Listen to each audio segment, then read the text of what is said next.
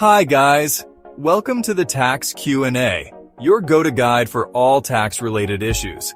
In today's video, we will discuss the process of filing taxes for ride-sharing folks.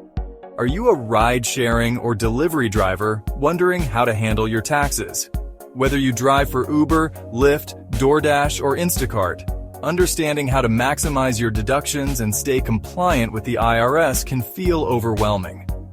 Taxes can seem like a maze, but don't worry, we're going to break it down step by step so you can file with confidence.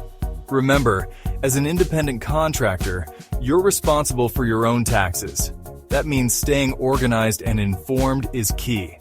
In this video, we'll break down everything you need to know about filing your taxes, including tracking income, claiming deductions like mileage or car expenses, and avoiding common tax mistakes. We'll give you the knowledge to tackle tax season head-on. Let's make tax season a breeze for you. First step, gather all your documents. This is the foundation of your tax preparation journey. Without the right paperwork, you could miss out on deductions or even face penalties. Each year before the end of January, Uber, Lyft, and other platforms send out the 1099 NEC and 1099K and 1099 MISC. Make sure to check your mail and keep this form safe. You can also download these documents from the platform's app in the tax information section. For Uber, go to Accounts from Accounts, go to Tax Info. You will see two tabs. The first tab is Tax Summaries. Click here, and you will see the annual and monthly breakdown. Click on the last tax year, 2024 Annual Tax Summary. It will give you the total breakdown of mileage you have driven with the details of earning. With this information in hand, you don't need to track your mileage. The second tab is Tax Forms. Click on this, and you will see a list of forms such as 1099 NEC and 1099K. Download these forms for tax year 2024. This is where all the information about your earning is available. It shows how much income they paid you. This is crucial for reporting your earnings accurately. Don't forget about mileage records. Folks, keep track of every mile driven for business. We'll explain later why it is important. Accurate mileage records can lead to significant deductions. And finally, hold on to receipts for any business expenses like gas, tolls, car washes, even your phone bill. These can add up to substantial savings. Organized records mean smooth sailing come tax time. The more meticulous you are now, the easier it will be to file your taxes accurately and efficiently. Now, let's talk about how to calculate your taxable income. When it comes to deducting car-related expenses for ride-sharing and delivery drivers, the IRS offers two methods: the standard mileage rate and the actual expenses method. Here's a detailed breakdown of each.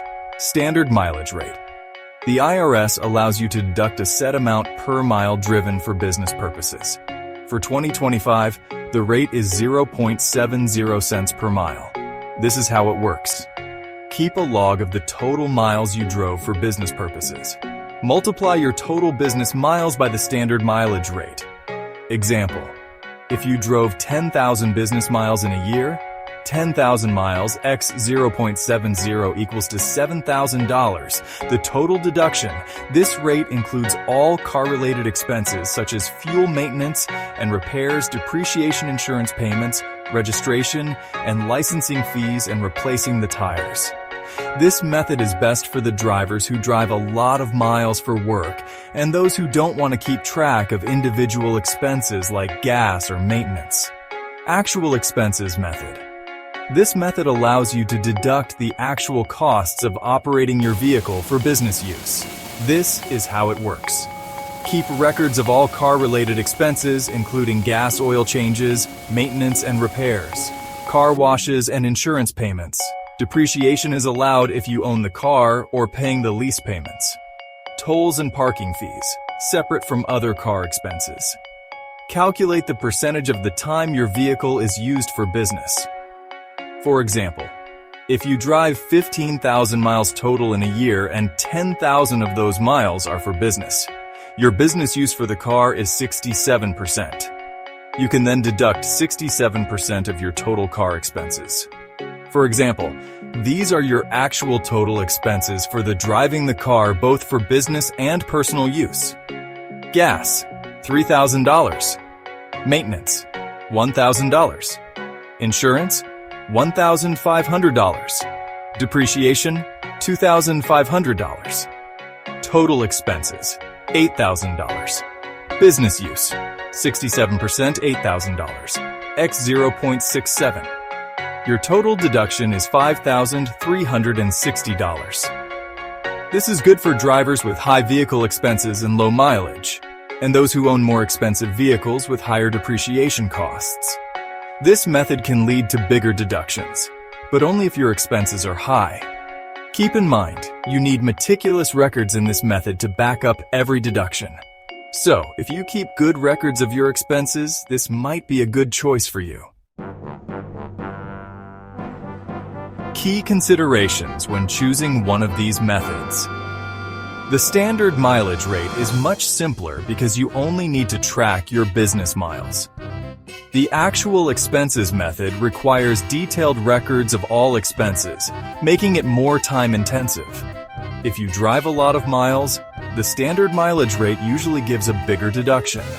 If you have higher vehicle expenses, for example, luxury cars, lots of repairs, the actual expenses method might save you more. Switching between methods.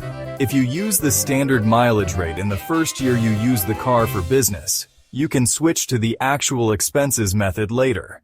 If you start with the actual expenses method, you cannot switch to the standard mileage rate for that vehicle. Which method is right for you? Use the standard mileage rate if you drive a lot of miles for work. You prefer a simpler method. Your car-related expenses are relatively low.